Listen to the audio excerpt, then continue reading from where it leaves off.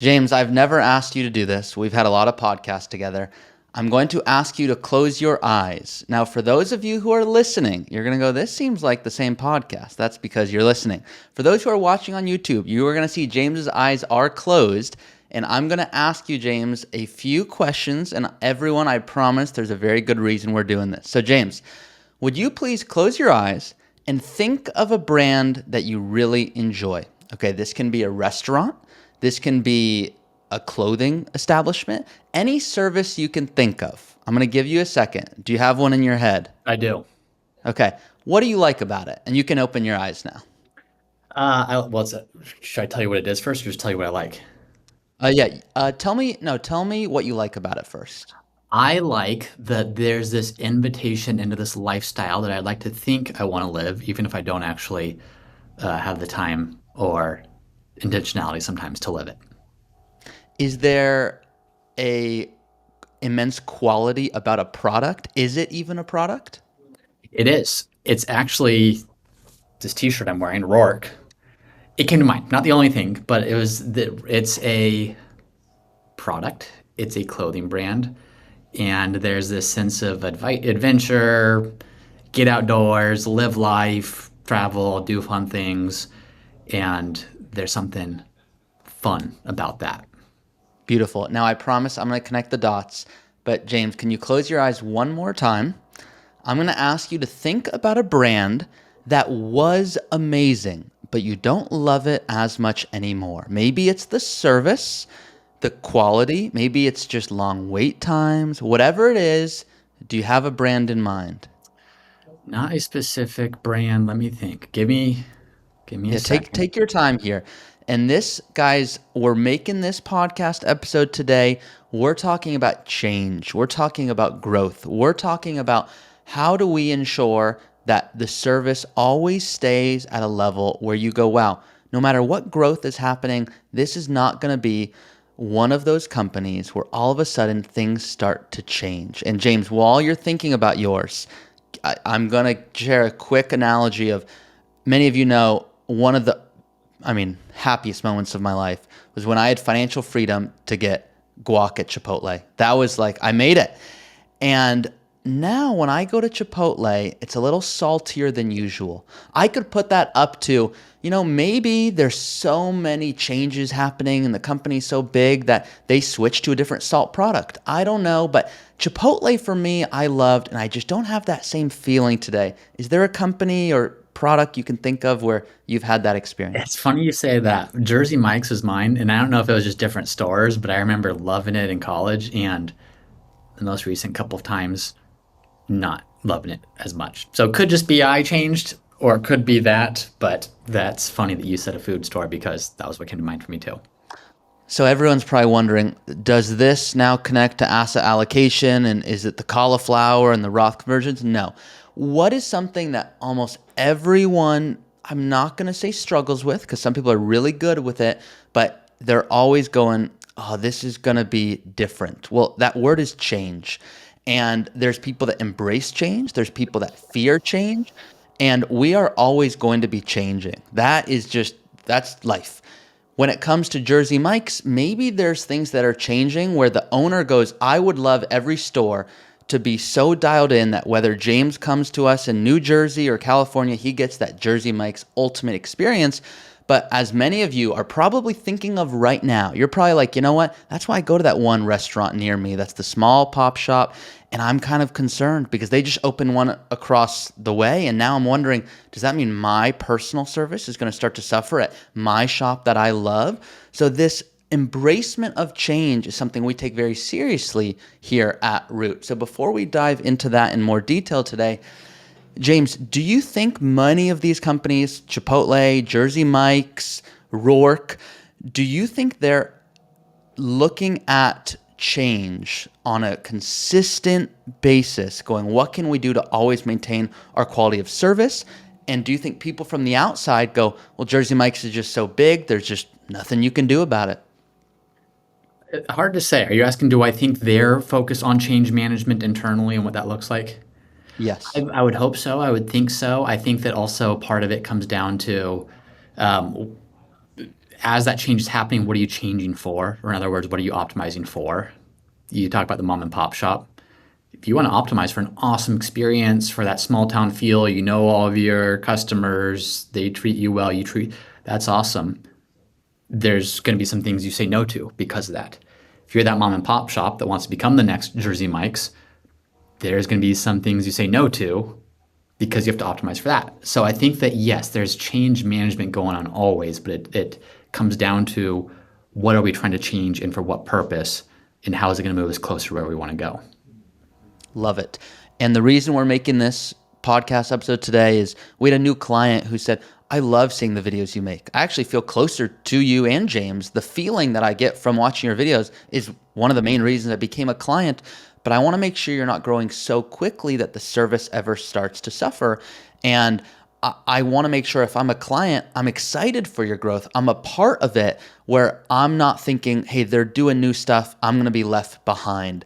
They want the guac to always make sure it's not too salty. So yes, I'm the chief growth officer. Part of my role is to grow Root, but another part of my role is to make sure we don't grow so quickly that service suffers. From your perspective, James, if you're the founder of Root, just like there's a founder of Chipotle, but I don't know the founder of Chipotle. I just know that my Chipotle is saltier now and I'm impacted by that. So as the founder of Root, what do you want people to know about how we grow? A couple of things. One is, it's important. People talk about these anti-goals is kind of a big thing of, hey, what are your goals for where you want to be? And well, in some ways, I don't know, at least in the traditional sense that people ask, but I do have like an anti-goal. I do know what we don't want to become, and how can we put as much effort into not becoming that as we do the things we do want to become. And I'm not going to name names, but maybe one of the names we already mentioned today, I know was purchased by a private equity company, and it used to be maybe the smaller shop, and then there's an acquisition, and that acquisition, I've got to imagine the focus is purely upon how can we maximize profits, how can we maximize sales, how can we maximize revenue valuation over the next 5 to 7 years so that we can exit this and all of our investors are happy. So again, if you're optimizing, if you're changing for that, great, but that's of zero interest to any of us here at Root. That's not what we're optimizing or changing for. So how do we do that? We start by understanding very clearly what don't we want. What does a bad outcome look like? And to me, even selfishly, like a bad outcome is one where I make lots of money, but I hate my job because like, cool, we sold. We have an investor, but now we have to hit this quota of revenue growth and new clients per year and profitability targets. And you need those to an extent to maintain a healthy business. But if that's your core and your sole focus, you're going to lose the soul and you're going to lose the heart of what makes something special. So the anti-goal is I don't want this to become a place that I ever dislike working at, or that anyone here at Root ever dislikes working at, which means that that's a big focus. Another thing is, how do we have checks and balances? You are the chief growth officer.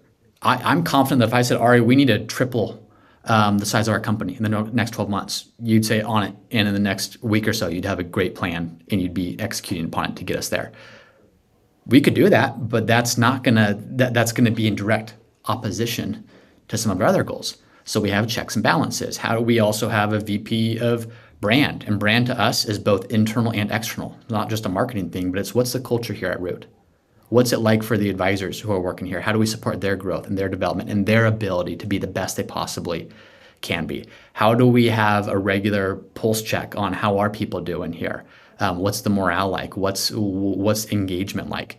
If I'm a client of somewhere and it's a deeply personal relationship, I want to make sure I'm working with happy people that love where they work. The last thing I would want is working somewhere where people are miserable.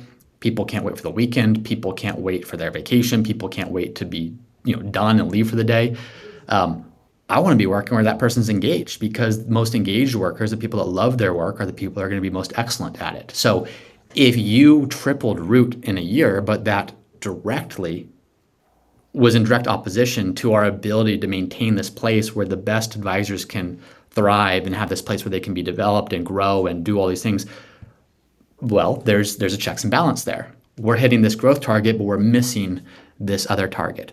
Or our advisory targets. Some of our targets are client experience. Many of our targets or client experience. What are we getting? What are our scores like when not just clients taking client satisfaction scores or NPS surveys or anything of that nature that gives us quantitative data, but also you get a lot of awesome emails. I get a lot of awesome emails. We get DMs of just clients that express really positive feelings about their experience with their advisor. So all of these things are a form of checks and balances of we could grow like crazy, but everything else would suffer. That's not acceptable. And we have someone else on the team whose responsibility it is to maintain advisor standards, to maintain team member standards here of what that looks like, to maintain compliance stuff, to maintain operational standards. So all of those things serve as a checks and balance to say no one can go too hard in their area, because if it starts pulling away from our ability to do other things in other areas, we're starting to lose sight of what's most important. This is why we are so lucky you're running Root. Now, there's a big question that's coming in the comments often on YouTube, which I'm going to ask you, James, and then I'm going to give a quick disclaimer so everyone knows why are we making these types of podcasts, videos. It's all coming from the free community, the Root Collective. If you have not joined, you can do so in the description. There are thousands of members where, as fun as it is, and hopefully it is fun to listen to James and I talk about all these types of concepts, you can also speak to each other. And it's taking YouTube comments to another level where you can hear from other people who are in a similar position going, yeah, I want to retire early, but healthcare. How do I get my spouse interested in finances? So a ton more in there in the description. But James, you're aware we dropped the minimum to $1 million, and people are grateful for that. But a question that comes in a lot is why? Why did that take so long? Why didn't we start with that? Why did we even have a $2 million minimum? So any thoughts you're willing to share there? Yeah, I would say, well, we did start with that. If I go back in time 6 years ago, 7 years ago, 8 years ago, almost as the start, like there wasn't a minimum. It was, that you're getting a business started. You're trying to grow however you can. You're trying to work with clients. The minimum was purely our way. It's hard because in a way, the minimum is in direct opposition to our stated mission of how do we help as many people as possible get the most out of life with their money. Well, instituting a minimum is in direct opposition to that. But we have to go back to checks and balances. If we had no minimum and every single person was coming to Root and we committed to serving every single person that wanted to work with Root, I can tell you we'd have 0 advisors left, because the amount of stress and burnout and crazy amounts of work that would have been, we wouldn't have been able to maintain the standards that we have for ourselves. We'd not have been able to maintain the level of client service that we expect for our clients. We would not have been able to maintain the place where it's a healthy work environment for people to say they can come and they can work here and they can enjoy their time here and be fully engaged in what they're doing. So again, this checks and balances, the minimum was purely our way of saying, how do we somewhat control inbound flow of new clients coming to Root? That was just the simplest way to do it. And our goal is to drive that down as much as possible over time. Part of our long-term vision, part of our long-term purpose is to say, how can we create a platform that whoever you are in the world, we can help you. Now, some people, that's a very personal one-on-one relationship where you're working with an advisor here at Root, you're part of an advisory team. For some people, that's simply a podcast or a video or a resource that's online that's completely free, and millions of people could access that. But the reason it took us longer than maybe I initially thought to be able to drive down that minimum is as quickly as our team was growing, the number of people wanting to work with Root was growing even faster. And so we kept expanding the team size to say we can start bringing on more people in a responsible, sustainable way each month. But every single month, more and more and more people are wanting to work with Root. And so the pipeline grew, even as our ability to onboard people grew with it. And we finally got to this point where the team was able to grow to the extent that we were able to reduce the minimum and be able to serve more people on an ongoing basis. I appreciate the transparency, and I think everyone else will who's listening and watching to this, because it's not often you hear a founder speak in the way you are. I have a quick favor for everyone. If you're listening to this, please send us an email at hello@rootfinancial.com, and I'm going to tell you what to put in that email. Don't just send a blank email. I've done that before. And if you're watching, please drop a comment on YouTube. What is that one company or that one brand that you just resonate with? Is it Trader Joe's? Is it Patagonia? Many of you go, wow, I'm just loyal to this company. I get a feeling. So, my final question to you, James, for today's short and sweet podcast episode, is there a company that you go, I want to simulate this with Root? Is it, I want this to be its own thing where people hear Root and they think X? What do you want people to think of when they hear Root? Well, yeah, I mean, you mentioned Patagonia, and that maybe wouldn't be the first thing that comes to mind, but there are a lot of similarities between what I would like Root to be and what Patagonia is. Very different, obviously, clothing and the mission they have versus our services and the mission that we have. But there was very, very, very clearly a mission far beyond just the financial side of things that the Patagonia founder had. And beyond that, even as we talk about our growth philosophy, one of the things that I'll say is how do we create an environment where everyone on the Root team wakes up on the balls of their feet, so excited to get to work with who we're working with, who we're serving. That's a direct quote from the Patagonia founder, Yvon Chouinard, of that he wrote that in his book, Let My People Go Surfing. So that I think there's a lot of similarities there of when you're doing things right, it should feel like play. When you're doing things right, you should be fully engaged. When you're doing things right, like you're attracting the right people to come here. And I think that is in large part because it goes beyond yourself. There's this sense that it's very easy to be connected to a mission that's not just about how do I make more money for my family and try to get out of work as early as possible on Friday afternoons. There's a lot of jobs that are like that, but it's great when you can actually be connected with a group of people who are fully aligned and there is something bigger than just the financial side of things. So I think Patagonia is a great example of that. Thank you for tuning in to the show Root Talks. This is where I host this show with James. So we are recording this. This is available on YouTube, on our Root Financial YouTube channel. A big shout out to our new series. We have a series, Root Drops, where you get to hear from myself and one of my advisors here at Root to learn a new financial topic, and we answer the questions that are dropped in our free community, the Root Collective. And then check out our other show, Advisor Unplugged. These are longer episodes where you can really learn, why did this advisor choose to be an advisor? What was their story? And you might find you just might resonate with something they say. So hopefully you enjoy all the content we put out. Please like this video if you enjoyed it. Comment below if there's something you learned, and all we ask is you share it with someone who might resonate with it. See you guys next time.